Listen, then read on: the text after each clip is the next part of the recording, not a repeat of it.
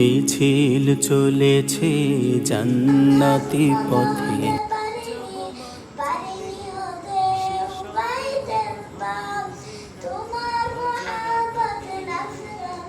হেঁটে যাব মঞ্জিলে, সে শপথ ভাঙবে না, হাজার আঘাত ব্যর্থ রাখি।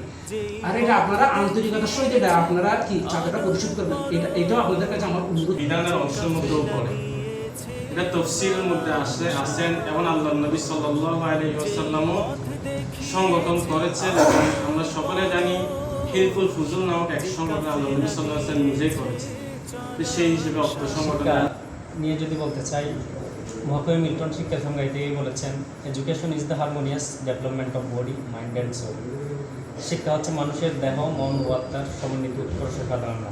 কত পরিসরে নিজেকে তুলে ধরে শপথ নেব মোরা বারে বার, জীবনের মোহনাতে ছায়া হয়ে এসে যে কাফেলা মমতায় নেই ভালোবেসে, জীবনের মোহনাতে ছায়া হয়ে এসে যে কাফেলা মমতায় নেই ভালোবেসে, সেই পথ ভুলে থাকি কি করে কিভাবে,